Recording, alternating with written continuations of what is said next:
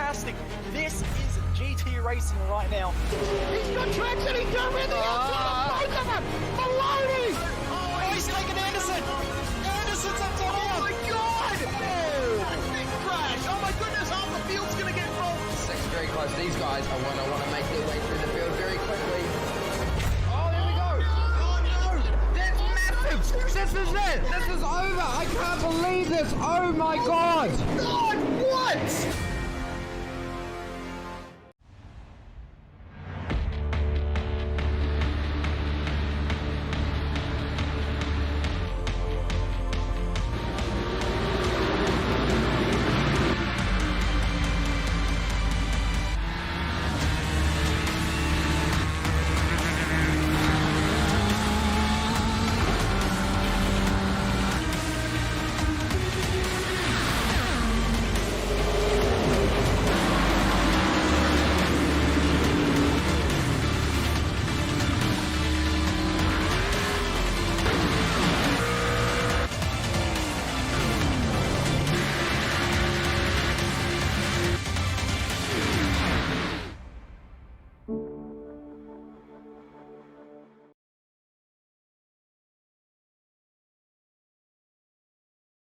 Welcome one, welcome all to a SimSpeed TV presentation. It's Friday night and that means it is Speedway night. This is the Australian wingless sprint racing iRacing Super Series Invitational, real-life wingless sprint races from all around Australia competing in the virtual world to crown a champion. This is round 3 of the championship at Knoxville, presented by the Tyre Factory Warrnambool and local print shop. My name is Reese Gardner.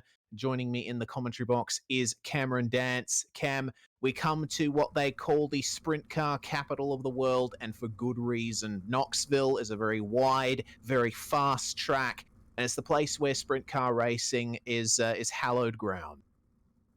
Yeah, it certainly is. It's one of the best tracks to watch racing at, and it doesn't matter whether it's wingless or whether it's winged, they're still going to put on a show around this very, very wide open track. So really looking forward to tonight and seeing what all these drivers can do around this sort of track. We've been to two really different tracks compared to what Knoxville is, where it's been high banked and really short, whereas this is very flat and very wide open pretty much the whole way. So yeah, it's going to be interesting to see who comes out on top tonight. Certainly is, especially in these wingless sprint cars on the iRacing service. Very difficult cars to get around any kind of dirt track with the amount of power they have and the lack of downforce. Well, it's the complete lack of downforce. No wings at all. It's in the name. We're already seeing drivers testing the limits of Knoxville. Currently on top in the time sheets is Tim Harris in the practice session. Drivers just going for hot laps before we move forward into the qualifying session for tonight. Now, Cam, this is going to be a slightly different event to the one at Lernerville in the last round. We don't have seems like we don't have a pole shuffle this time around. So the top 3 from every single heat go straight through to the A main, and we're not going to have a pole shuffle tonight. Going to be interesting. Yeah, it certainly will. It's gonna mix it up quite a bit to see what sort of happens here, and there's gonna be no sort of funny business like having a pole shuffle or anything. It's just literally finish as high as you possibly can in the heats, and then from there go to town in the A main. That's it, along with our double B mains that we've got on track for tonight.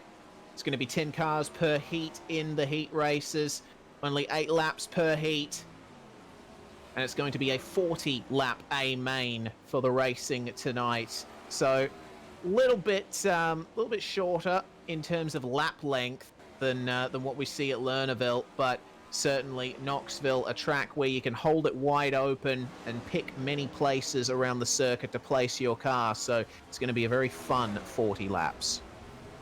Yeah, it certainly is, and it'll be quite fascinating to see how the track sort of forms itself as the night goes on, and where people are going to end up running. That cushion at this track does tend to get quite big. They haven't actually really seen much wingless racing around here, so really intrigued to see what sort of cushion might end up being built as the night goes on. But yeah, nevertheless, it's looking like for the most part it's going to be pretty much go from the bottom all the way to the top once it starts to slick off. Seems that way as we take a look at Blake Walsh and William Lucas making their way around the circuit. In terms of the championship, it's Chris Temby versus Todd Hobson. Temby and Hobson finishing 1 and 2 in both A mains that have been run so far this season. So Chris Temby certainly going to be a driver that looks to improve his standing and possibly take an even more dominant victory than he has in the past. Yeah, certainly. Those two, Todd Hobson and Chris Temby, have been duking it out for the past 2 rounds with absolutely nothing separating them. It's just been absolutely awesome to see the battling that's been going on between those two heavyweights in this series. But who knows what's going to happen tonight? I mean, you've got those two a little bit down the order compared to what we normally see. So possibly struggling with the slightly wider and more open track, but who knows what happens? We'll just have to wait and see. Yeah, we just will. Coming up to what we would presume is nearly the end of the hot lap session. The drivers are going to have 4 minutes and 3 laps with which to set a qualifying time, and already seeing the kinds of crashes that we'll be seeing. Mitchell Bootland right into that outside wall.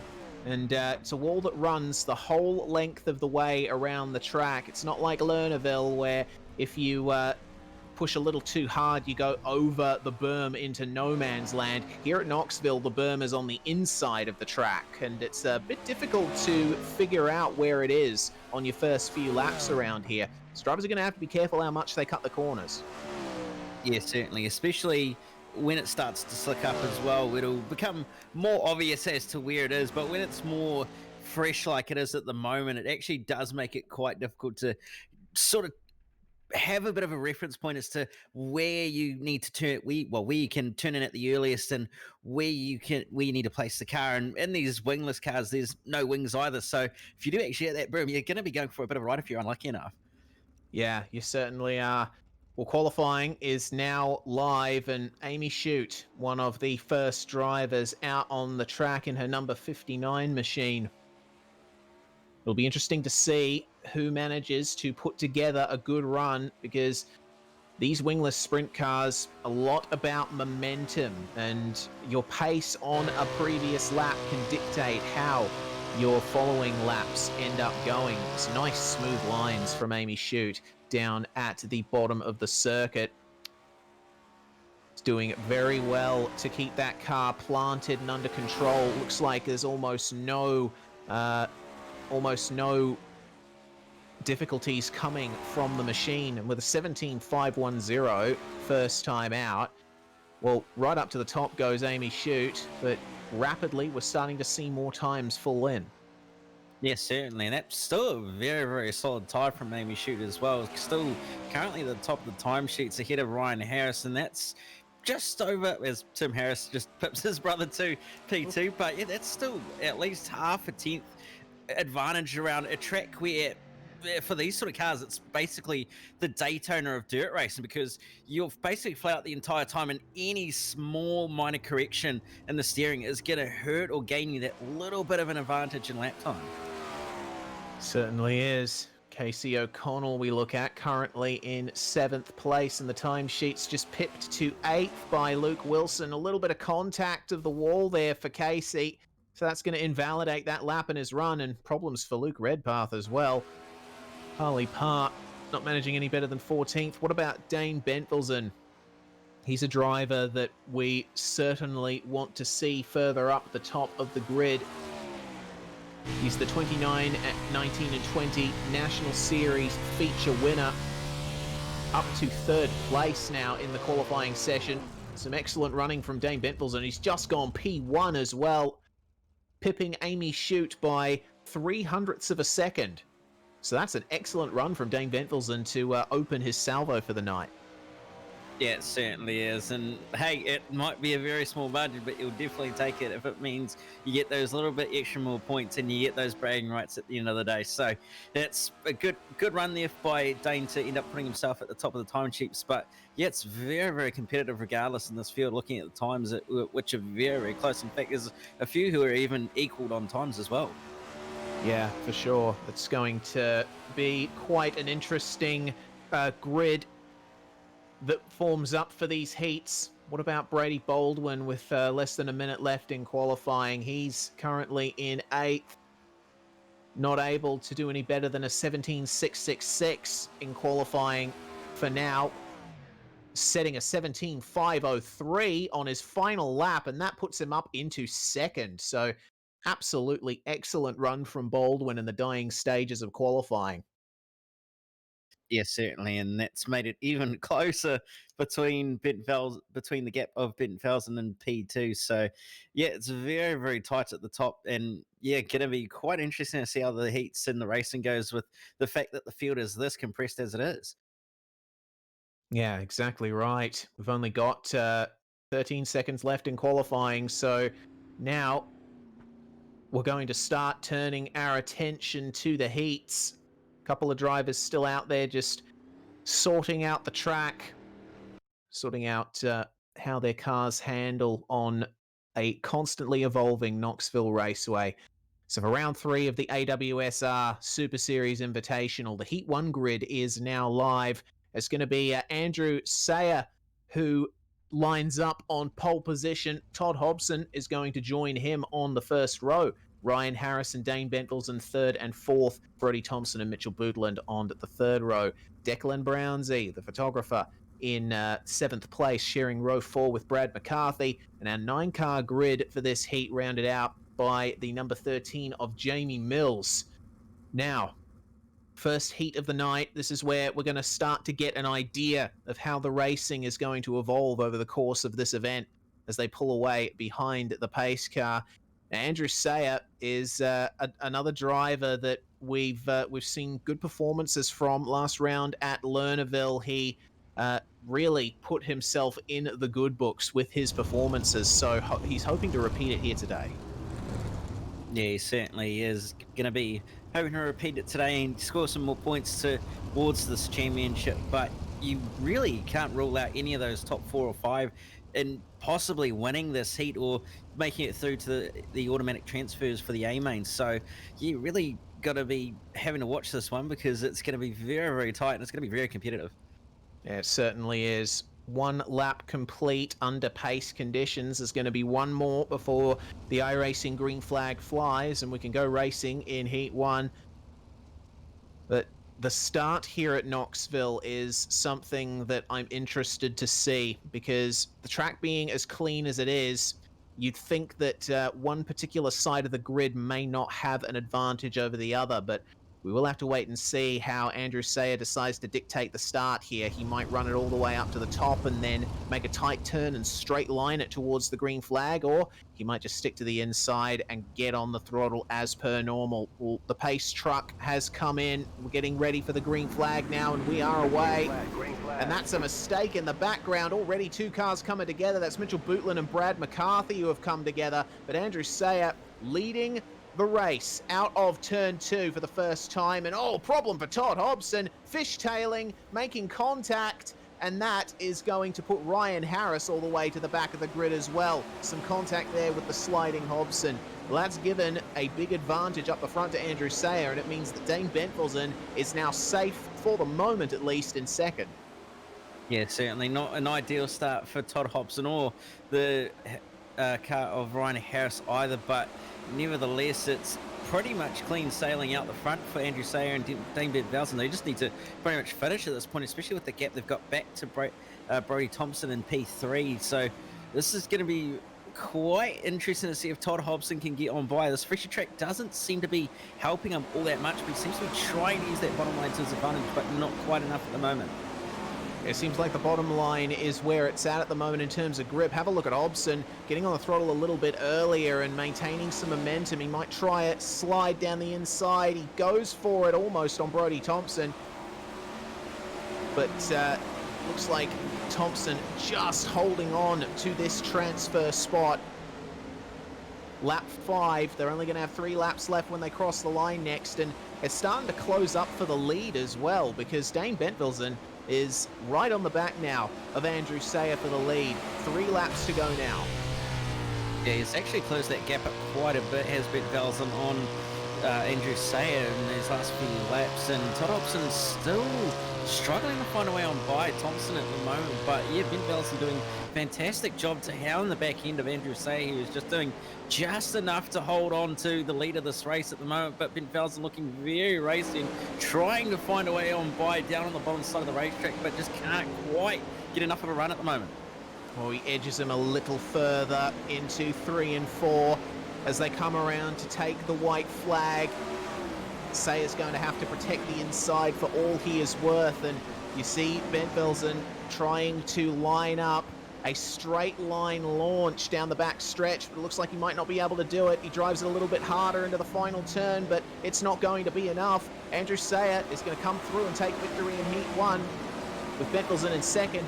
Brody Thompson holds off Todd Hobson for that transfer spot. Hobson is going to have to work his way through the B main.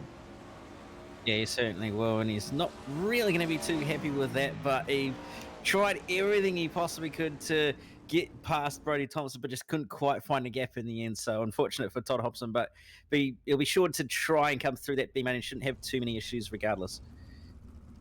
Yes, for sure. Now it's time for Heat 2. Casey O'Connell and Blake Walsh are lining up on the front row. It's Brad Oldfield and Brady Baldwin on row 2 with Thompson and Fitzpatrick behind them. Kyle Eon in 7th place with Sean Clapp in 8th, and Anthony Tapley rounding out the 9-car field for this particular heat. Remember, inverted top 4, so Casey O'Connell is going to be in a position that he might not be prepared for out here in the open, but he certainly has the advantage with the clear air ahead.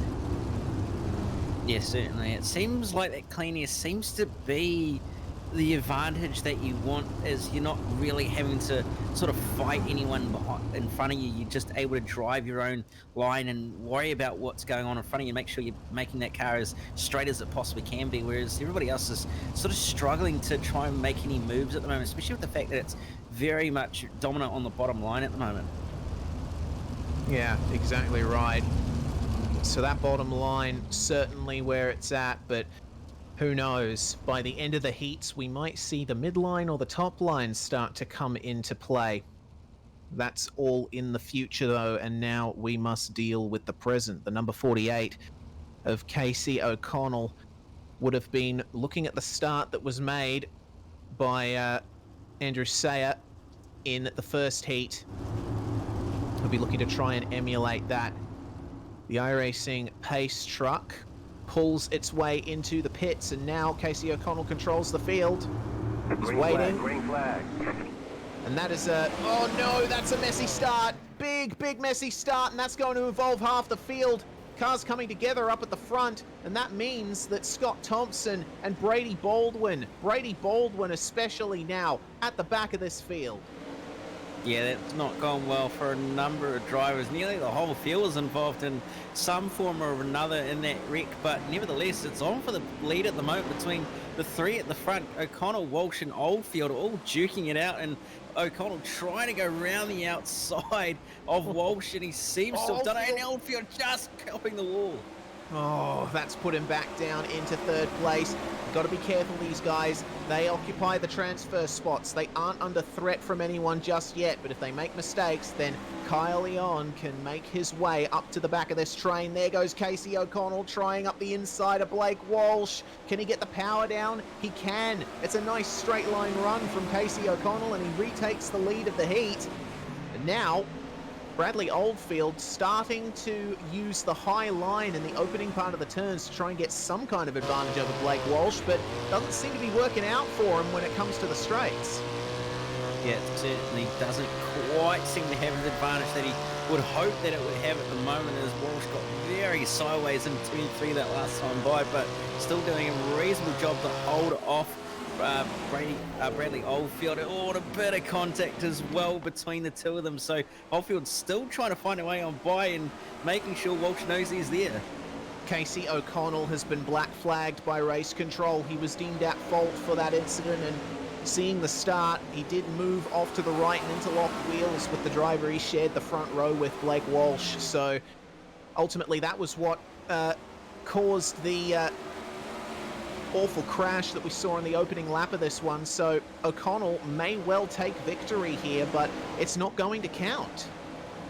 Yeah, certainly it won't, unfortunately, and he'll probably end up all the way down outside that transfer spot and end up way back in the B main or C main, even if he's unlucky enough. So we'll have to see what happens in terms of that result. But Bradley Oldfield's still trying to use that hot on the last lap of the race here to try and find a way on by Blake Walsh, but it doesn't seem like it's going to be quite able to work out. But it's going to do the over and under, and he's going to get him at the line out of the final corner. Great stuff from Bradley Oldfield, very well played, and great battling there from Blake Walsh as well. So Casey O'Connell officially crosses the line in first for now, but that penalty from race control is going to mean he might slip out of that transfer spot. There we go. It's Oldfield, Walsh, and Ion, your top three. They all go through into the A main. Now it's time for Heat 3. It's Ben Polyansky and William Lucas on the front row of this one, with Harley Smee and Amy Shute lining up third and fourth. Luke Redpath and Jason Bates on the third row. 8 cars for this one, rounded out by Alex Ross and Mitchell Broom. Now, Ben Polyansky starting from the front here in the number 91 car. He's had 2 opportunities here to see how the start of a race generally goes. He's seen one way to do it right in Heat 1 and one way where it can go horribly wrong, as we saw in Heat 2. Hopefully, he's taken some of that on board and we see a nice clean start for this third heat. Yeah, hopefully, fingers crossed, we don't see a repeat of the start of the previous race, but nevertheless, it's going to be very interesting, this one, and you've got the likes of Amy Shute in this race and Harley Smee and a few other good drivers in this one, so really looking forward to seeing who ends up coming away with this one and who's going to end up getting those transfers. Yeah, remember Amy Shute held provisional pole for the first section of qualifying, so she's certainly got some good pace under her in that number 59. We're looking to see how she can make her way forward to the front end of this field. But we shall see. It's the last lap of pacing before the pace truck pulls on into the pits and we can get going racing once again. But who is going to start using that very high entry into the turns, and can they get an advantage from it? We will wait and see as the pace truck pulls in. Ben Polyansky slightly behind when the green flag flies. That means William Lucas goes straight into the lead of this heat. And have a look at Amy Shute already working the high line to make her way up, and that's putting her into second with a mistake from Polyansky down low.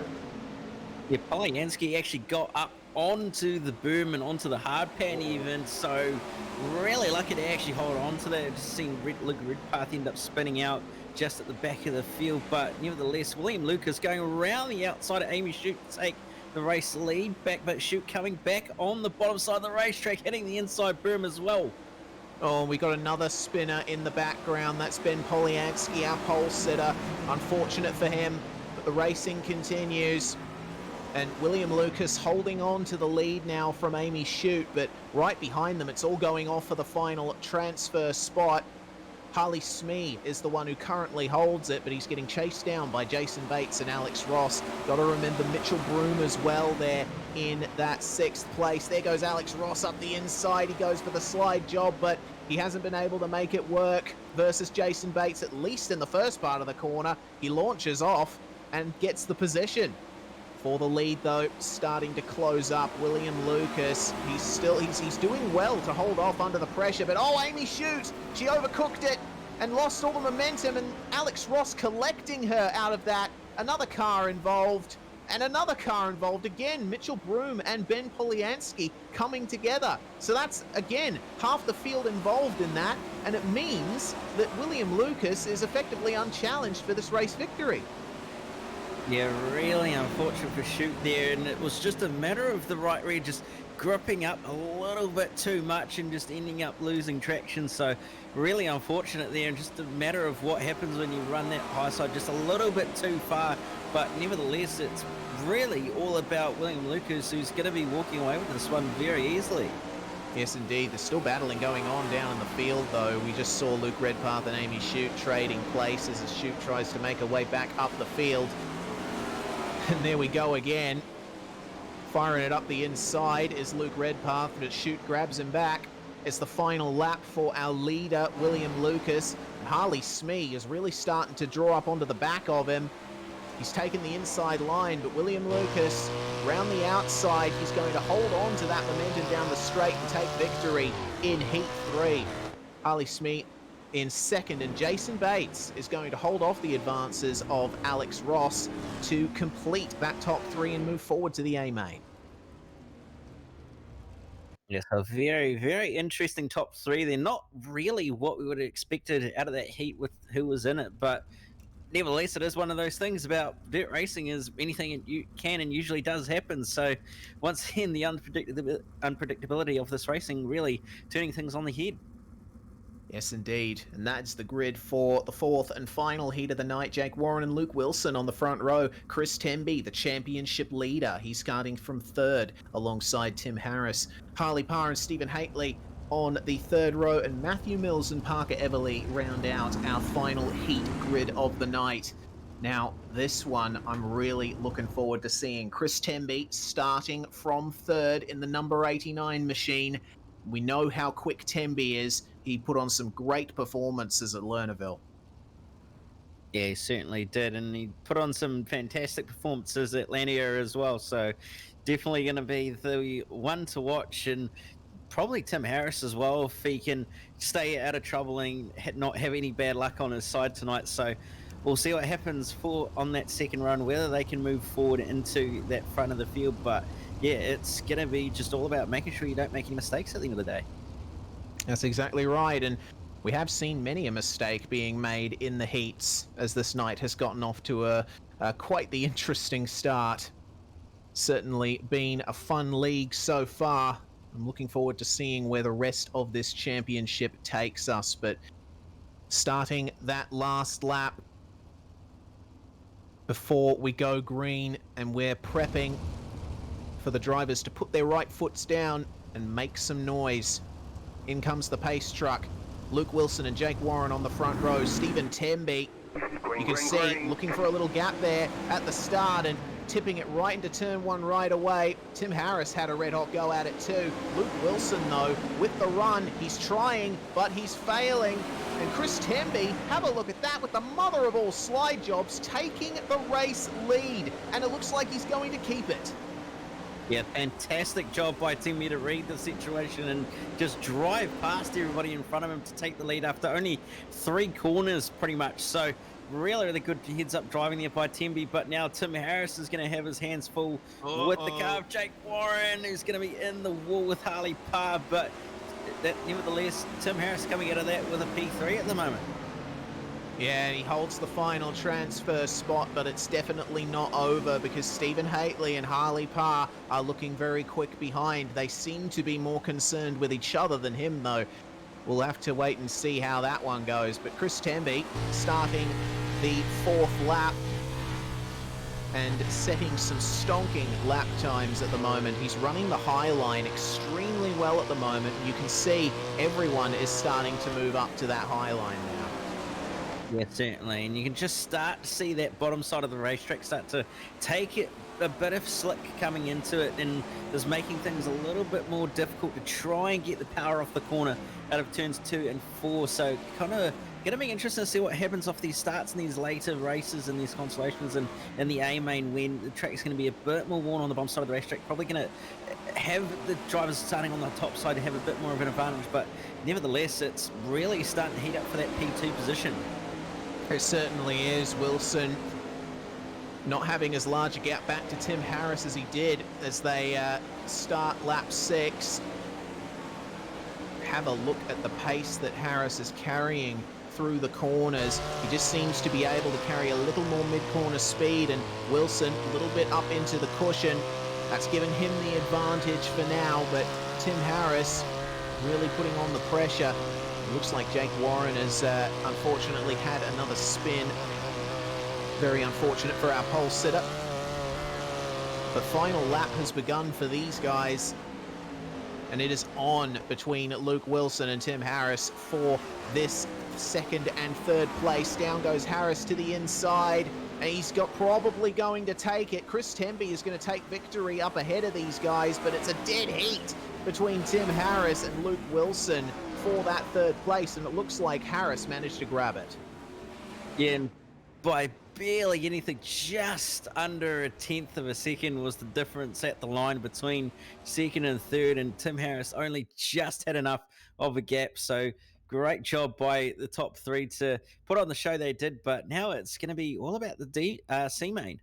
Yes, indeed, and the series is framing this as a double B main, so this is the first of them, and Todd Hobson is going to line up on the first row with Alex Ross, and Todd Hobson will be looking for some redemption after missing out on the transfer spot in his heat. Declan Brownsey and Mitchell Broom are going to line up on the second row with Bootland and Shute on the third row. Amy Shute, another driver, looking for some redemption, as is Ryan Harris, starting from 7th place. Luke Redpath joins him on row 4. Brad McCarthy and Ben Polyansky rounding out the top 10. The 11th and final car in this grid is the number 13, Lucky 13, of Jamie Mills. Yeah, so the top 6 all going through to the feature from this one. So not really too much pressure to try and get through to the next constellation of getting into that top 2 like we normally see, but nevertheless it's still a pretty hard task, especially with the fact that there's a number of decent drivers who could very easily get on through to the A main, and definitely going to have to keep an eye on Todd Hobson to see what happens and whether he actually does make it through, or whether there's some sort of unforced error or mistake that may occur. Yes, agreed. I would definitely like to see another matchup between Hobson and Temby in the feature. That would be great to see, but Todd Hobson still has 12 laps worth of work ahead of him before he can make that a reality. And all these other drivers in the field will be vying for the exact same thing. Alex Ross, a driver that had potential for a podium position. So was Amy Shute as well in her heat. And I recall once again Shute's performance in qualifying. Certainly she has the pace to make this work, but it's all going to be down to how this next 12 laps go. Yeah, certainly. It's one of those things where it's one thing to do a very quick lap on your own, but it's another thing to race other drivers and have to deal with traffic and that sort of stuff. So it's going to be interesting to see what happens. She's showed clearly that she's got a lot of pace in previous rounds in the racing, but nevertheless we're about to go green, and green flag is in the air. It is indeed, and it's a clean start up the front. Todd Hobson having the inside, but they're jostling in the background. Mitchell Bootland just finding a slot in the middle of the melee that goes on for third place back. Declan Brownsey trying to hold that in. Oh my goodness, that's a car in the wall, and that is Alex Ross. Wow, very heavy damage for him, but the race continues. Alex Ross, after starting in second, that's another horror show for him. He will be extremely unhappy, but still a chance that there could be problems for people ahead. Todd Hobson currently leads by 9/10 of a second. It's on for second between Mitchell Broom and Mitchell Bootland. But Amy Shute, you can see one of the drivers there working at the inside line again, starting to come back into its own. There's a problem for Brad McCarthy in the 026. He's managed to hit the wall. And there's another wall hitter too, tumbling over and over. That's Mitchell Bootland. He was running in third at the start of that lap. And things are starting to get even more complicated as two drivers come together in the midst of that incident. Yeah, certainly. It's all going off in this first of the 2 B mains in there, all scrapping it out for this final transfer spot as well. You've got 4 cars all duking it out for pretty much what is the final few positions inside that top 5. Ryan Harris making a big slide job up the inside into turn 1, now into P3 ahead of Mitchell, P2, sorry, ahead of Mitchell Broom, and pretty much the final driver inside that top, inside that transfer spot is Ben Polanski, who started in P6, so it just goes to show that you just need to stay out of trouble and you can be on your way. Yeah, exactly right. Polyansky is under no pressure. He does have Alex Ross behind him and looking quite angry, looking for some redemption after his incident just a couple of laps ago, but it seems like Polyansky has the margin he needs for now. Meanwhile, Todd Hobson is just untouchable. He's got 2.3 seconds over the rest of the field as he comes around to begin his 8th lap. But have a look at Luke Redpath trying for that run on Amy Shute, but being unsuccessful. So that means that Shute now assuming position 3, and that's a further problem for Luke Redpath, making contact with Mitchell Broom, and he is in the wall and on his roof. Yeah, Redpath just caught the cushion a little bit too much, and it actually tipped car up on 2 wheels momentarily, and then the contact with the car of Mitchell Broom just shortly after just sent him over, unfortunately. So looked like he might have just saved it, but not quite in the end, unfortunately. So that's actually going to promote the car of J Mills up 1 position, but Polensky's still the final transferee, and it's looking very, very spread out at the moment. Yeah, certainly is, but looks like both Ryan Harris and Amy Shute looking to make good on what they've been doing so far. It's been an excellent run from both of those drivers. Starting in 7th was Ryan Harris, and starting in 6th was Amy Shute. They are now running 2 and 3. But this final transfer spot is starting to shape up to be a bit of a drama, because Ben Polyansky and Jamie Mills starting to come closer. Oh, that's a problem for Polyansky, over-rotating into the corner. Is he in trouble of losing that spot? He's going to have to get going again. Yeah, looks to me like, is that Jamie Mills that, yes, Jamie Mills goes by to take the transfer spot, and Ben Polyansky is now out of the race. But that is the finish, and Todd Hobson taking victory with Harris and Shute completing the top 3. Mitchell Broom, Alex Ross, and Jamie Mills, your top 6. They all go through into the feature, but for Polyansky, McCarthy, Brownsy, Redpath, and Bootland, it is a very bitter goodbye. It was a shame that that we saw the incidents we did in that race, but that is dirt racing, and they will certainly get another chance later on in the season. It's time for B main number 2, though. The final 6 spots for the feature decided here. Sean Clapp and Harley Parr line up on the first row, with Gavin Fitzpatrick and Stephen Haitley in 3rd and 4th. Scott Thompson and Matthew Mills line up in 5th and 6th, with Casey O'Connell and Jake Warren on the 4th row. Both O'Connell and Warren are drivers that want to redeem themselves from incidents and penalties earlier in the night. Brady Baldwin and Parker Everly round out the top 10, and Anthony Tapley is going to round out your field in the number 6.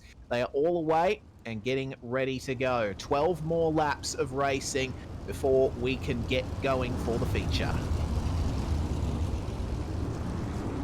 Yeah, certainly going to be a very exciting 12 laps of racing, hopefully. And again, the top 6 going through to the A main and the second B main. And it really is anyone's guess as to who's end up getting those top 6 positions. As like we saw in the previous B main, anything can happen and probably will and shake the field up. Exactly right. And in terms of this field, I don't know, man. I don't see a clear winner out of this field. It's going to be an interesting one. Brady Baldwin starting from the second last row. We know what kind of pace he can do. He managed to put himself into, I believe it was 3rd place or 2nd place in qualifying. So he certainly has the pace to make it work, but racing has not entirely gone his way tonight. We'll see if Brady can break into the top 6. It's almost time for green flag, though. Pace truck is in, and Sean Clapp is going to lead them away here in the number 35. They wait, and away they go for the green flag. A great start from Sean Tapp. Harley Parr not able to get the jump as well as he did. So that's a dominant lead for Sean Clapp coming into turn 1, but now the drivers are going to start getting into their rhythm and using the groove. And you see how slicked up the track has become now. The drivers in the middle struggling for grip. Yeah, they certainly are. And the track has really worn up quite a bit. There's a few drivers struggling with that top side cushion, which is really starting to come into its own now. And Haley in the wall. Oh my goodness, that's a big shame for Steven. Cartwheeling over, he managed to land on all four wheels though, so he can keep going, losing a spot to Parker Everly. But for the lead, Sean Clapp versus Harley Parr. Have a look at these guys running almost side by side. Harley Parr really wants this victory now versus Sean Clapp. He's running that lower line, getting the fresher clay on the inside down the straights. That's helping him to stay in touch with Clapp here. But Clapp running that cushion, he seems to have just a little bit extra momentum. Oh no, he overshoots and goes into the wall. Harley Parr now leads this B main. Yeah, this has certainly been a mixed up field now with what's been going on in this B main. We're only 4 laps in as well, so there's still plenty of racing to go in the second B main, but who knows who's going to win this, and who knows what's going to happen as Gavin Fitzpatrick has his hands full with Casey O'Connell's trying to find a way on by, and then just ahead, Brady Baldwin also trying to find a way on by Sean Clapp. Yeah, Brady's managed to make his way up into the transfer spots in these first couple of laps, so he is safe. Have a look at Sean Clapp here, going defensive versus Casey O'Connell. Harley Parr is walking away from everyone here, and Casey O'Connell with a great run around the outside. Sean Clapp stuck on the slick groove, not able to get the power down. He loses a spot to Baldwin as well.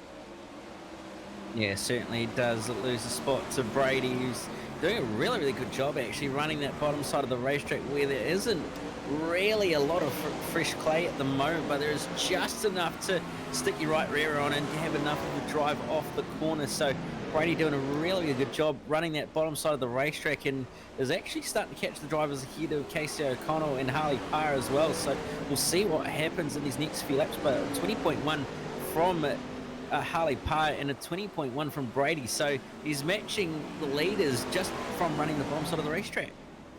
Excellent stuff from Brady Baldwin, but it's unfortunate for Matthew Mills. He hit the wall and caused heavy damage to his machine. He has retired that car, so we say goodbye to the number 12, but we're coming up to the final couple of laps now of this second B main, and have a look at the advances that Casey O'Connell is making on Harley Parr. Seems like the track is now coming to the number 48, and he goes for the slide job down the inside. Can he park it? Oh, almost making contact. They do. They interlock wheels, and that sends Harley Parr on a half spin, and that gives Casey O'Connell the race lead. I wonder how race control is going to see that. Yeah, certainly a little bit of a controversial move there, and probably a little bit of a racing incident more than anything malicious. But nevertheless, it's very, very hard racing at the front of the field between Harley Parr and Casey O'Connell. Now this is going to allow Brady Baldwin to start to try and close that gap in, although he's going to be running out of laps here. Is he going to get the white flag this time around? Yes, indeed. So Casey O'Connell just getting into the wall up ahead. This is going to be an interesting finish if Casey can't hold on to this car, because have a look at Brady on the inside. Oh, he almost had the run on Harley Parr. Now Parr's into the wall, and Baldwin is securing second out of that. Casey O'Connell is going to power his way out of the final turn and take the win in the second B main. Baldwin recovers to second place. Harley Parr in third. For fourth place, Sean Clapp manages to hold off the advances of Gavin Fitzpatrick and Scott Thompson, who complete your top 6. We say goodbye to Stephen Haitley, Parker Everly, Matthew Mills, and Jake Warren, as well as Anthony Tapley, who did not take the start. Well, there we go, Cam. That is the heats and the double B main over and done with. What an event it's been so far, and I certainly can't wait for this A main. Certainly, it's been a very, very unpredictable, but a very, very exciting, a lot of racing so far in these consolation and heats. So it's really, really going to be turned up in this A main with the drivers that are going to be in the field. And yeah, looking forward to seeing what happens, especially with the fact that we've got this random draw invert that's going to be happening. So they're going to have the top X number of drivers all inverted from where they'd be normally starting in the feature. So looking forward to seeing who starts where, and it could really shake this field up. Yeah, it certainly could, and we will wait for confirmation from race control as to what exactly that's going to entail. But as we're in this brief little warm-up session in between the preps and the main event. We're going to go on a very short, very quick break here on SimSpeed TV. You are watching the Australian Wingless Sprint Racing Super Series Invitational, presented by the Tyre Factory Warrnambool and local print shop. It's round 3 from Knoxville.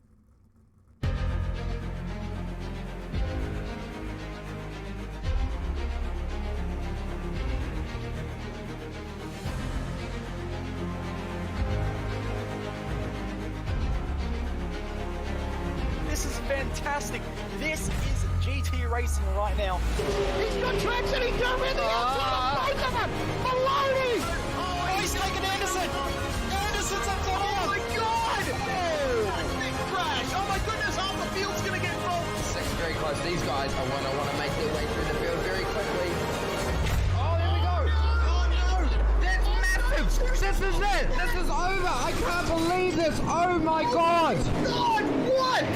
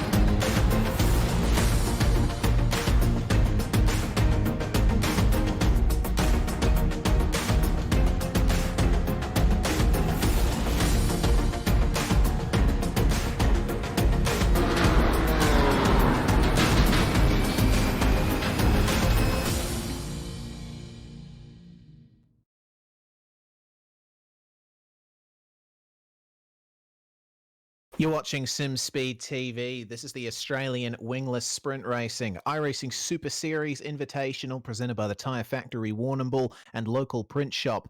I'm Reese Gardiner, and Cam Dance is joining me in the commentary box for tonight. Cam, we've seen some excellent racing throughout the heats and the double B main that we've had tonight here at Knoxville for round 3, but now the drivers are going to be gearing up for a 40-lap A main. Just in the warm-up session now, making sure the track is in a reasonable state before we go racing for the feature. But if the racing tonight is anything to go by, we're in for a wild ride in the feature.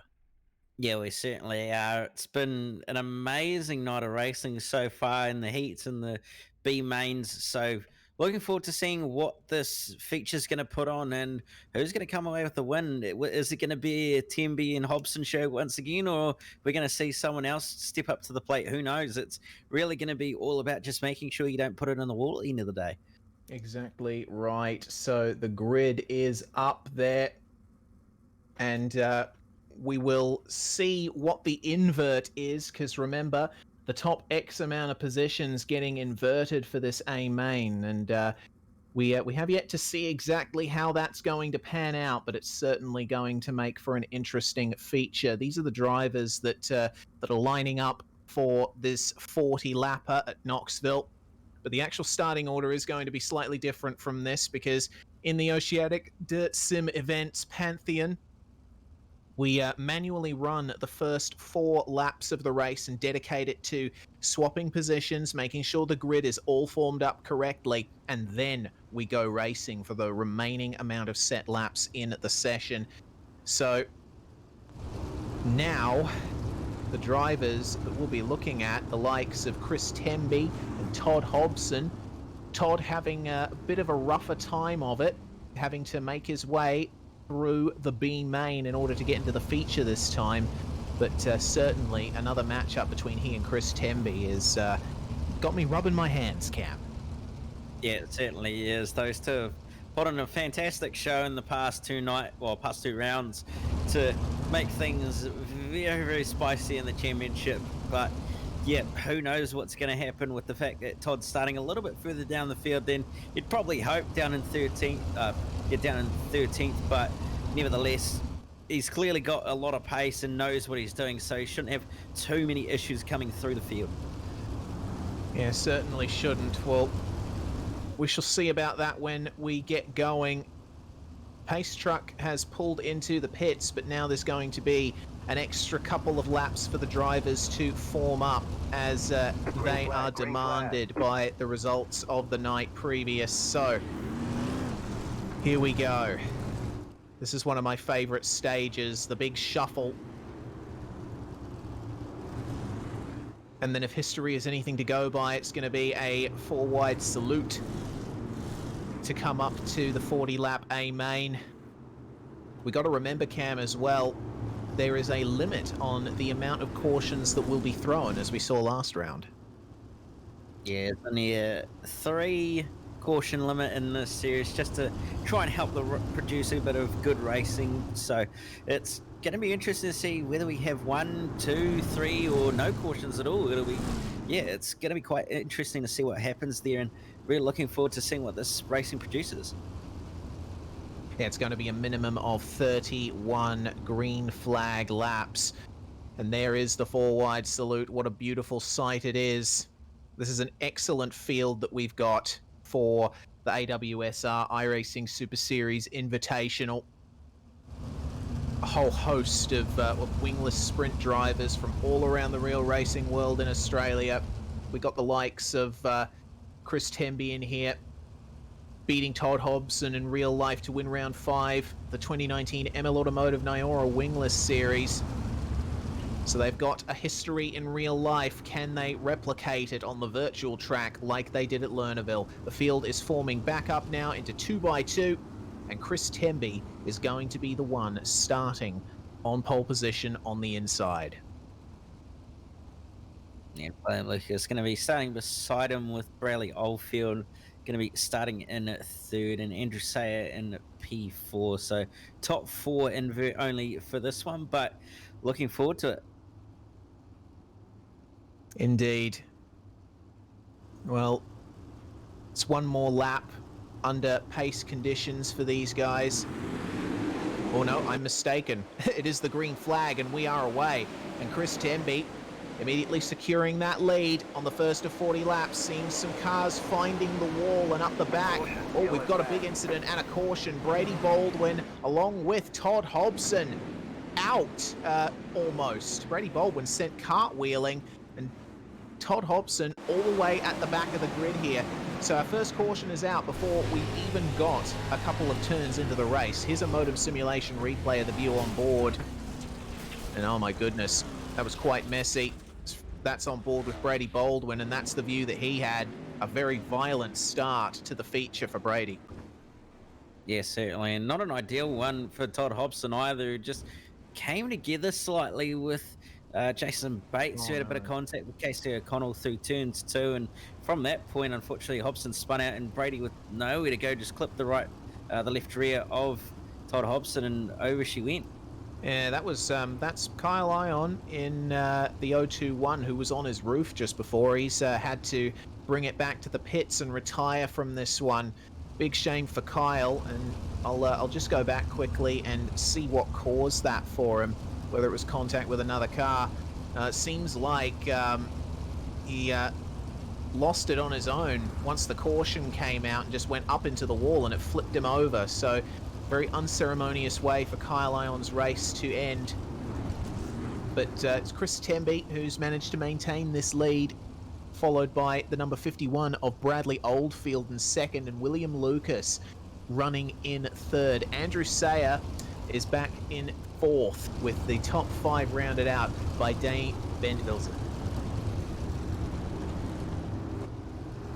You'd almost have to say that Ben Velsen's in a very, very good spot here, actually. And same with Harley Smith with this restart, based on the pace they've had in the heats where they did reasonably well. So definitely going to be ones to watch off this restart and later into the race as well, to see whether they can try and get up further in the field. And Tim Harris as well, not too far behind them. So number of drivers slightly further down the order, but definitely going to be shaking the field up as we agree.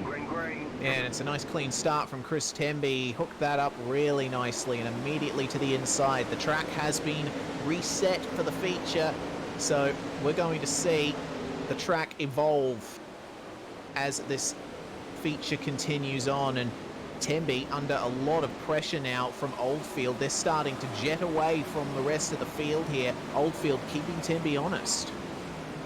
Yeah, he certainly is doing a really, really good job at the moment, keeping Timby honest. Is Oldfield, who's done a lot of racing in the sim that we know in previous series, running in the likes of the AWSR 360 Power Series and various other sprint car races, and does a fantastic job. So really using that sim experience at the moment as Oldfield to do a really, really good job and challenge Timby at the front of the field. But it's still going on just behind them as well for that final spots inside that top 5. William Lucas and Ben Velsen going at it side by side, and Ben Velsen's going to be coming out ahead to take that P4 spot. Yeah, he's made his way through, and it looks like he can maintain it down the inside. I saw a bit of contact between Tim Harris and Harley Smee just behind. And Tim Harris currently running in 6th place, starting to run a little bit further up from the bottom, and it's working well for him. All these drivers here keeping each other honest. Brody Thompson and the number 18, who we're just seeing now under immense pressure from the number 97 of Blake Walsh. But a good exit for Brody, and he manages to keep it together for the time being. Yeah, certainly does at the moment, and doing a really, really good job to just be nice and consistent, be nice and smooth. It's a long race at the end of the day, so there's no point throwing caution to the wind this early in the race, and you just want to be getting those laps under your belt before you then start to attack in those last 10 or so laps when it really starts to heat up. And bear in mind, we've only had 1 caution so far, so we've still got 2 remaining, and if they keep going the way they are, we're going to actually only have the single caution. Yeah, it looks like it. It's some very clean racing that's going on out there on track at the moment.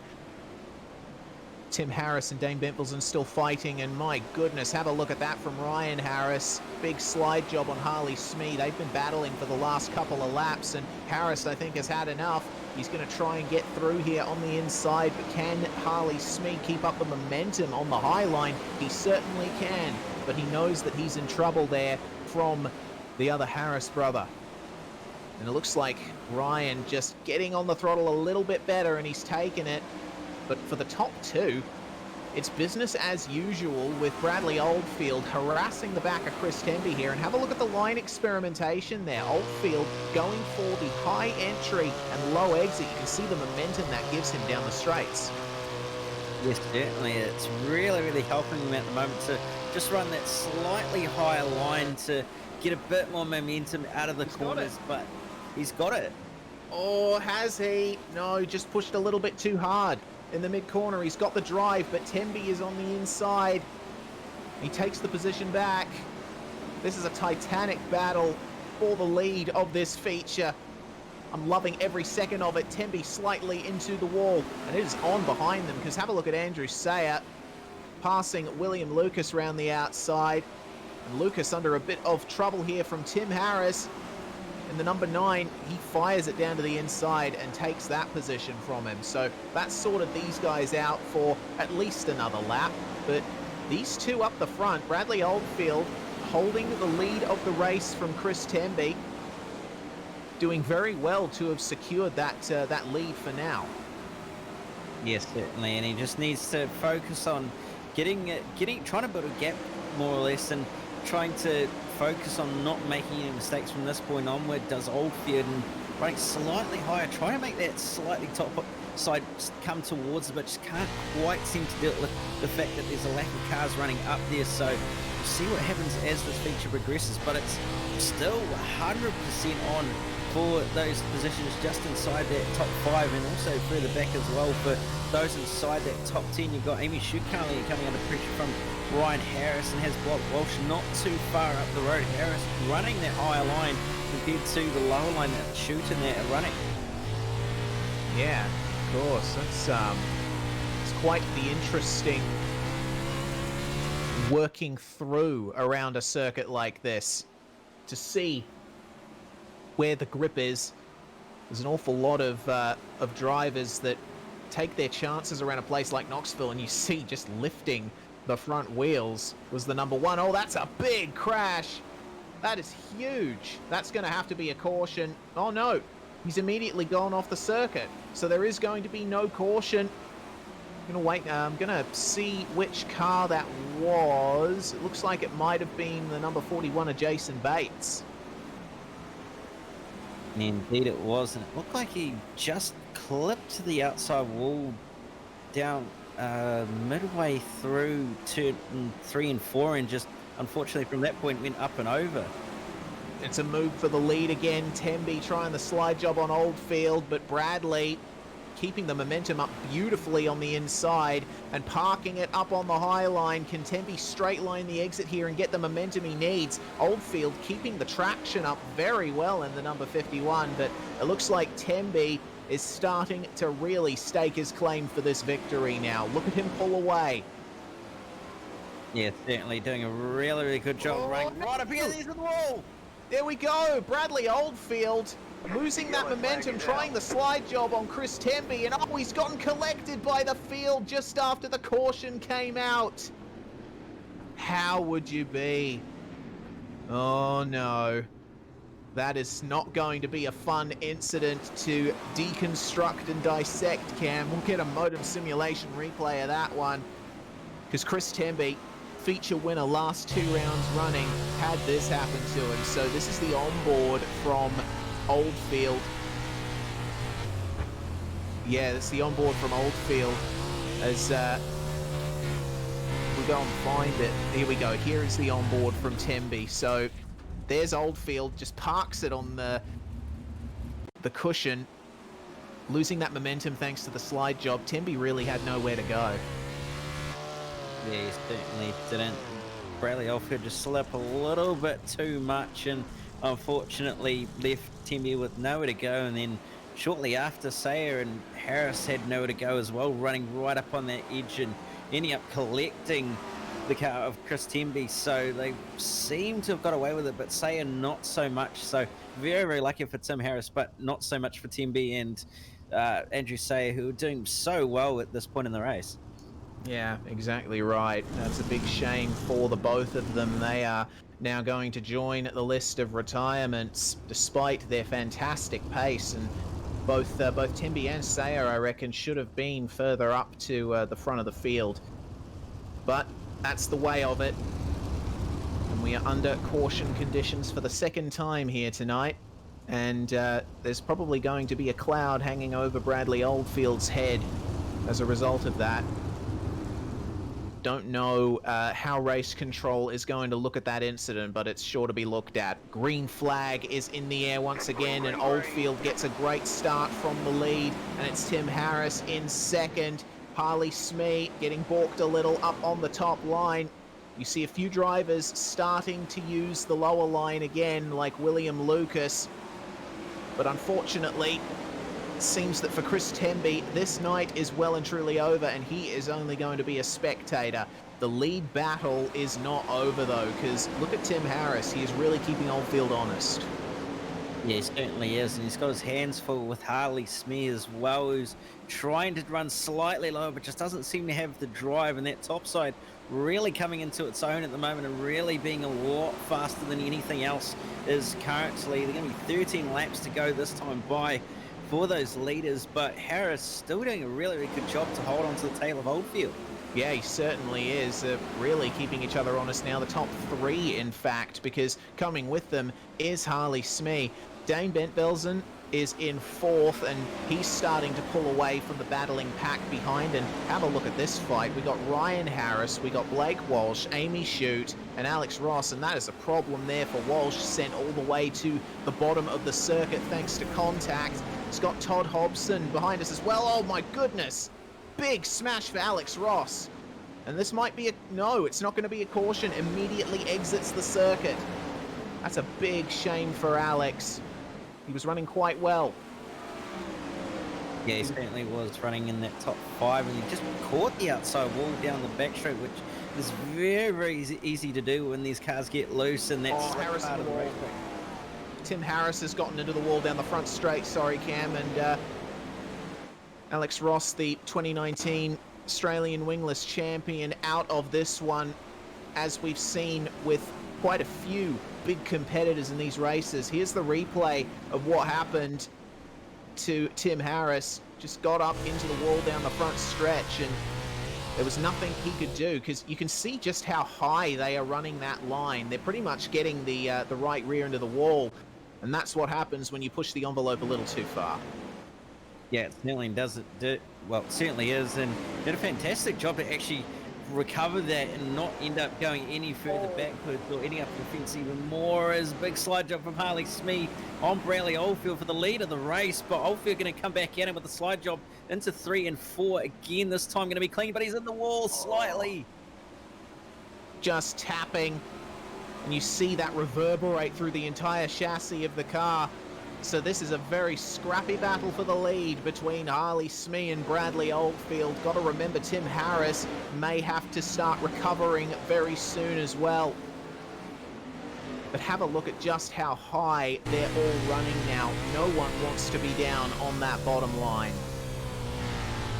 Yeah, they certainly don't, as there's not really a lot of clay down there that's fresh and going to be providing much grip at the moment, but you can just see just ahead of Tim Harris, he's trying his best to try and catch up to those ahead of him, but just doesn't quite seem to have enough pace differential. It was a big slide job from Bradley Oldfield to try and get the lead back, but Smee going to be running right down on the bottom side, 2 wheels up on the hard pan even to try and find a little bit of grip, but not going to be able to help him, and Oldfield will take the lead of the race. Now here comes Tim Harris again, who's in the wall, but manages to gather it back up.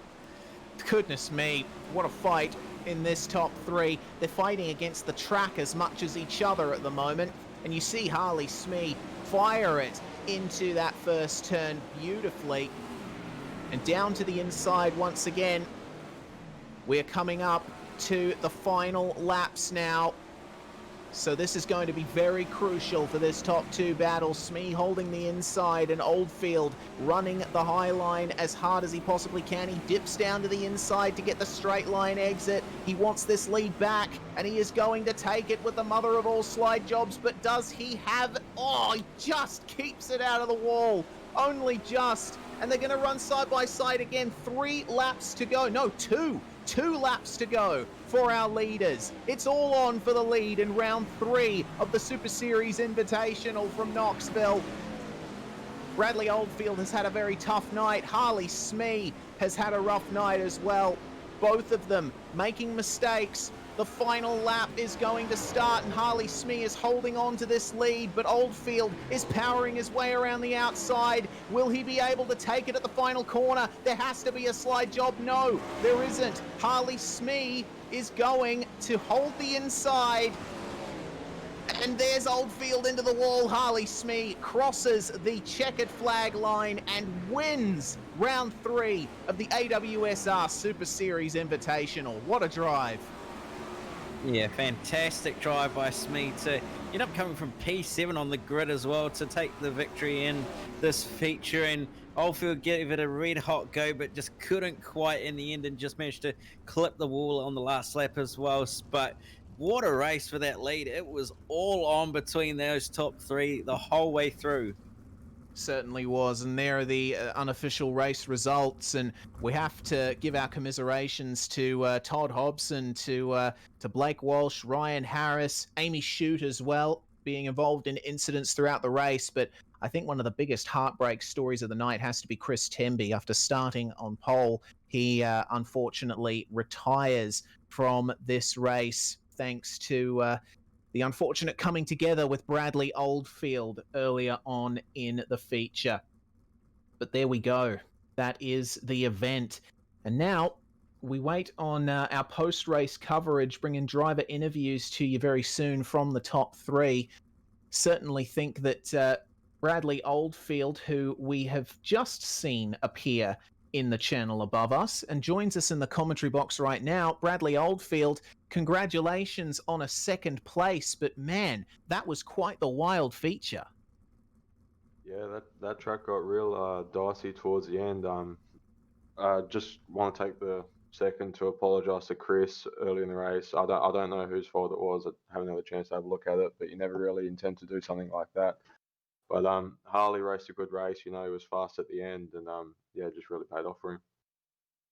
Seemed like Knoxville was certainly the track for you tonight. You set some fantastic times, and until you're coming together, you really kept Chris Temby honest up there in the lead. So all up, you must be satisfied with how the round has gone.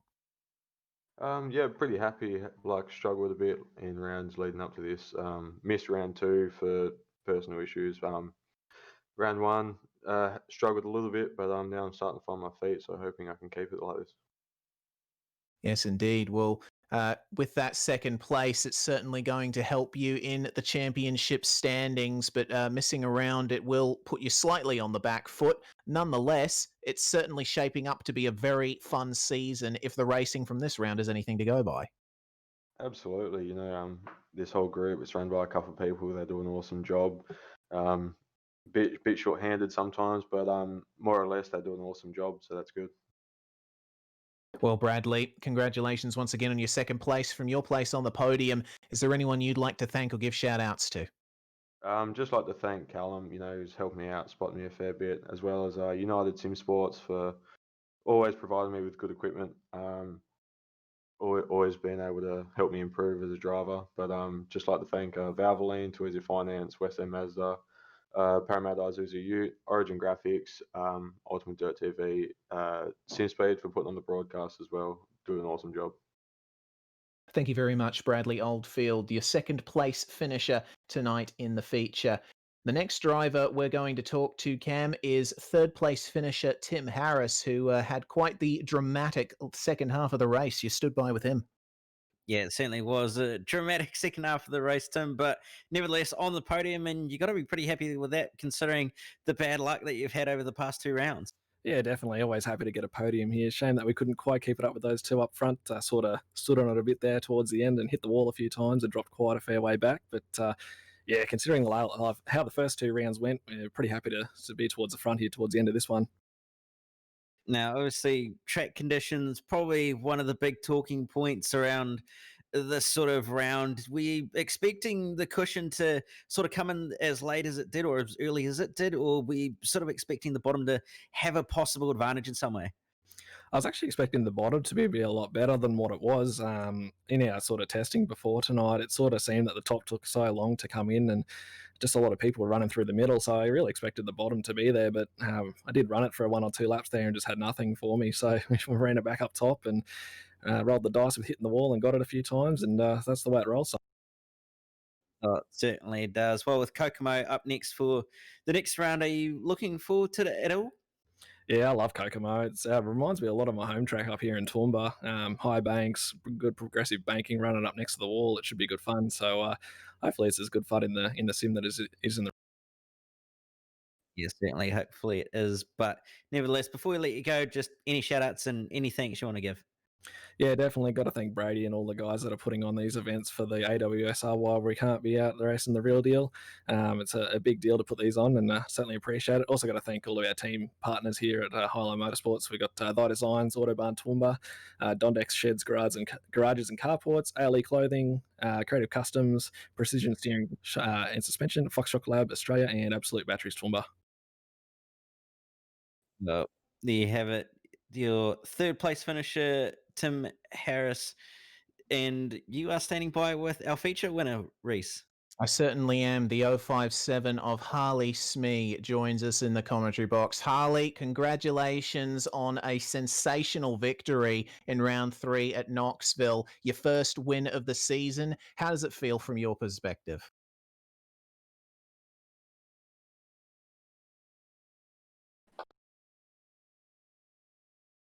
We don't seem to have Harley Smee, but we'll give a couple of seconds.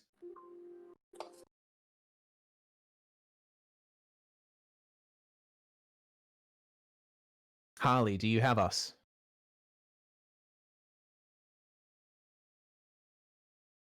It seems, unfortunately, we won't be able to speak to our race winner, Harley Smee, but it was certainly a fantastic race from him. And I really wish we could have a chat to him because it certainly was a great drive. Yeah, it certainly was a really, really great drive and a good battle with Bradley Oldfield that he had. But nevertheless, on to Kokomo next, and going to be interesting to see what it is, with it being probably one of the more difficult tracks on the schedule. Yeah, certainly. Kokomo next round up. We'll try one more time to get Harley Smee in. There we go. We hear you, Harley. Do you have us? Hello. We can hear you, Harley. Can you hear us? Yeah, how you going? Yeah, not bad. And I bet you're doing pretty well yourself, having taken the feature win here, your first win of the season. How does it feel? Yeah, no, it wasn't bad. It was pretty nerve wracking. Managed to get 4 in the fluff there at the start and work my way forward. And yeah, no, it was a pretty good battle there at the end, and quite enjoyed it. Yeah, it was good. Seemed like you really started using the bottom in the last couple of laps, but just take us through the way you guys were chucking it in up on the high line, because I noticed particularly towards the end, you, Oldfield, Tim Harris, all running with your right rears in the wall. That's pretty on edge stuff. Yeah, look, I try to take a page out of Team Az's book and just get her up there and let her rip. And it got pretty sketchy there towards the end, but managed to find the bottom in 3 and 4 and get the win. And yeah, no, it's pretty good, pretty nerve wracking, shivering a little bit here, but it's good. Yeah, it was a great battle that we saw with Oldfield. And what did you think of that battle with Oldfield? Because certainly it was scintillating from our perspective. Oh yeah, he's probably the best around iRacing. He's pretty good. He's always up the front, so you know you're going to have a clean battle with him. I'm surprised I managed to keep it together for that long. I'm usually only good for about 2 laps, so I'm pretty happy with myself. So you should be. Kokomo is the next round. Are you looking forward to the very tight turns of Kokomo Speedway? Oh yeah, I'd say I'll only be good for 2 laps at Kokomo, but that's all right. We'll see how we go. Yeah, we certainly shall. Before we let you go, Harley, any shout-outs, any sponsors, anyone you would like to thank? Yeah, I got to thank the boys at Hush Puppy Motorsports. You know, they've backed me a fair bit lately, and thoroughly enjoying my time there. And yeah, hopefully we can keep the results up. Certainly. That's Harley Smee, your feature winner here in round 3 at Knoxville. We got there eventually, Cam. Now we're at the end. Kokomo next week. I am really looking forward to it. Yeah, the bull ring that is Kokomo is up next, and it's going to provide some very, very entertaining racing and some very intriguing racing as well, as it's one of the more difficult tracks and very short, very narrow, very high banked as well. So we'll see what happens, and who knows, we might have a third feature winner. Yeah, who knows? Certainly. We'll have to wait and see for next week if Chris Temby can come back from this very unfortunate result he had tonight and try and secure another feature victory, or will we see Todd Hobson break through take one, or will we have a surprise winner like we saw tonight? You'll be able to see at exactly the same time next week in exactly the same place here on SimSpeed TV. But for now, we have to say goodbye. We want to thank the Tyre Factory Warrnambool and the print shop, local print shop, for their support of this series. And a big thanks to Brady Baldwin for putting all of this together. I'm Reese Gardner, Cam Dance joining me in the commentary box, and Scott Fountain on cameras. From all of us here at SimSpeed TV, bye for now, but not forever. See you at Kokomo.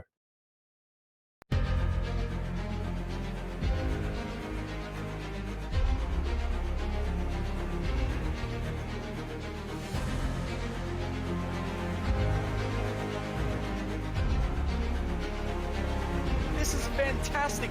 This is GT racing right now. He's got traction, he's got with the outside, both of them! Maloney! Oh, he's taken Anderson. Anderson's up top. Oh my God! Oh, big crash. Oh my goodness, half the field's going to get rolled. Section's very close. These guys are going to want to make their way through the field very quickly. Oh, there we go. Oh no! That's massive! This is it! This is over! I can't believe this! Oh my God! God, what?